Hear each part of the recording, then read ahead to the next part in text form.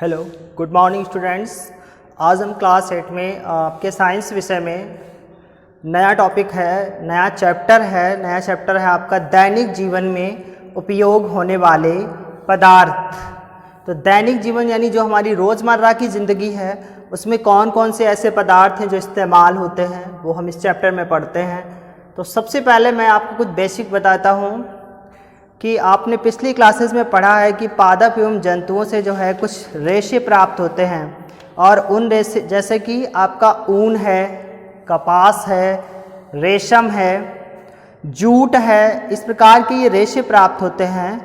और इन रेशों से जो है विभिन्न प्रकार के जलवायु के अनुकूल वस्त्र बनाए जाते हैं, विभिन्न प्रकार की उपयोगी सामग्री बनाई जाती हैं, जैसे आपके रस्सियाँ, मछली पकड़ने के कांटे, कालीन, चटाइयाँ, नाव के लिए पाल या ऊनी कपड़े, इस प्रकार की जो दैनिक वस्तुएं बनती हैं। तो दैनिक वस्तुओं को बनाने में प्रयोग किए जाते हैं ये रेशे, जबकि रसायन सिद्ध कर चुका है कि जितने भी सभी प्राकृतिक रेशे हैं जो प्रकृति के द्वारा प्राप्त किए जाते हैं रेशे, जिनको कृत्रिम रूप से नहीं बनाया जा सकता है, या जो प्राकृतिक होते हैं रेशे, जैसे आपका रेशम है, जूट है, कपास है, प्राकृतिक रेशे हैं।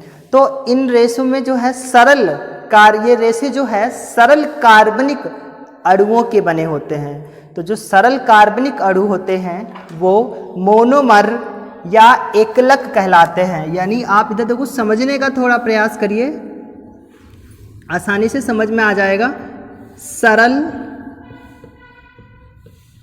कार्बनिक पदार्थ, ठीक है, सरल कार्बनिक पदार्थ। तो रसायन ने सिद्ध किया है जितने भी रासायनिक यानी जो जितने भी प्राकृतिक रेशे हैं वो सभी जो है सरल रासायनिक, लिखिए कार्बनिक नहीं तो समझ में थोड़ा अच्छा आएगा, सरल रासायनिक अणु हैं। यानी जितने भी आपके प्राकृतिक रेशे हैं वो सारे क्या हैं, सरल रासायनिक अणुओं के बने होते हैं। ये जो सरल रासायनिक अणु हैं ये आपके मोनोमर या एकलक कहलाते हैं। क्या कहलाते हैं? मोनोमर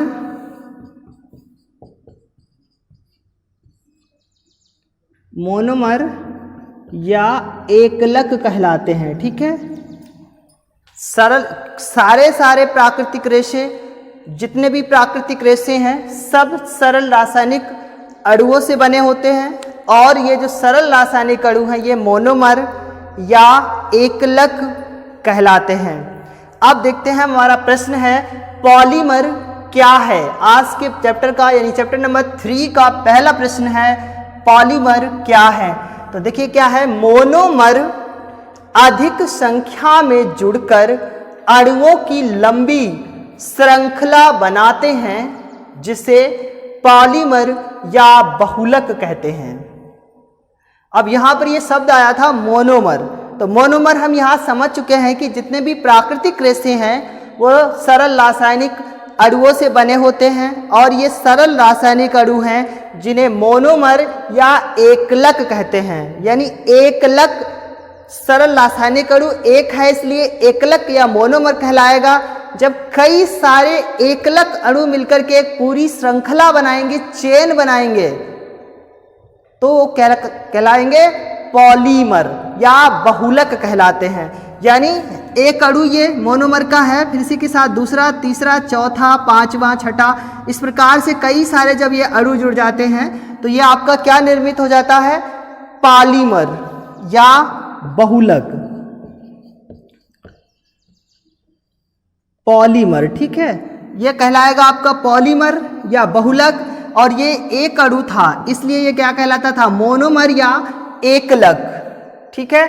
तो आप इस प्रकार समझिए, जितने भी प्राकृतिक रेशे हैं वो सभी सरल रासायनिक अणुओं से बनते हैं। सरल रासायनिक अणुओं को मोनोमर या एकलक कहा जाता है क्योंकि इसमें एक अणु होता है। जब कई सारे मोनोमर या एकलक अणु मिलकर के एक लंबी श्रृंखला, एक लंबी चेन का निर्माण करते हैं तो वो पॉलीमर या बहुलक कहलाते हैं। तो यही आपका प्रश्न था मोनोमर अधिक संख्या में जुड़कर अणुओं की लंबी श्रृंखला बनाते हैं जिसे पॉलीमर या बहुलक कहते हैं। तो समझ में आया होगा। अब आगे देखते हैं पॉलीमर कितने प्रकार के होते हैं।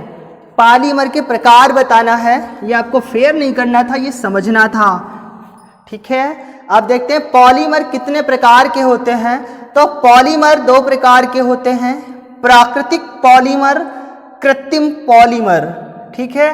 तो प्राकृतिक पॉलीमर तो आपका पता है कि ये ऐसे रेशे हैं जो प्रकृति के द्वारा प्राप्त होते हैं, जो किसी पादप या जंतु से जो है हमें मिलते हैं, वो प्राकृतिक रेशे कहलाते हैं। और ये प्राकृतिक रेशे सरल रासायनिक अणुओं से बनते हैं और जिनमें मोनोमर अधिक संख्या में जुड़कर अणुओं की एक लंबी श्रृंखला बनाता है, तो वो पॉलीमर बहुलक या पॉलीमर कहलाते हैं। ऐसा पीछे पड़ा।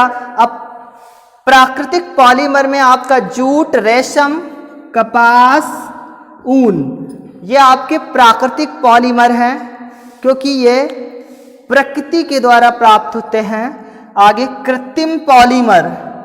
कृत्रिम पॉलीमर, पॉलीमर वही है जो ऊपर पढ़ के आया डेफिनेशन, परंतु ये कैसा है, कृत्रिम पॉलीमर है। कृत्रिम पॉलीमर में क्या है कि इसमें कृत्रिम पॉलीमर अधिक संख्या में अणुओं को जोड़कर लंबी श्रृंखलाएं बनाकर रासायनिक रूप से तैयार किए जाते हैं, यानी इनको जो है रासायनिक रूप से मानव तैयार करता है कृत्रिम विधि के माध्यम से, इसलिए ये कृत्रिम पॉलीमर कहलाता है, ठीक है। तो कृत्रिम पॉलीमर के उदाहरण rayon, terylene, nylon, polythene, Teflon. ये जो कृत्रिम जो है पॉलीमर होता है, ये जो है पॉलीमर ऐंठ कर, जो आपका पॉलीमर था इसको ऐंठ कर मजबूत बनाया जाता है। कृत्रिम पॉलीमर के गुण जो है प्राकृतिक पॉलीमर की अपेक्षा अधिक अच्छे होते हैं और अधिक ये मजबूत होता है। और जो है कई ऐसी वस्तुएं बनाई जाती हैं जो काफ़ी लंबे समय तक चलती हैं, जैसे पॉलीथीन पढ़ाई है, पॉलीथीन प्लास्टिक बनाई जाती है, बर्तन बनते हैं, रेयान से रस्सियाँ धागे बन के आती हैं, प्लास्टिक की रस्सियाँ, सब वही धागे हैं। तो इस प्रकार पॉलीमर के दो प्रकार के प्राकृतिक पॉलीमर जूट, रेशम, कपास, ऊन, कृत्रिम polymer rayon, terylene, nylon, polythene, Teflon. इसी के साथ आज का हमारा छोटा सा वीडियो समाप्त होता है। आज के 2 प्रश्न हैं, वो भी पार्ट 3 से। आप दोनों प्रश्न को पार्ट का नाम डाल करके साफ साफ अपनी कॉपी पर जो है फेयर करना।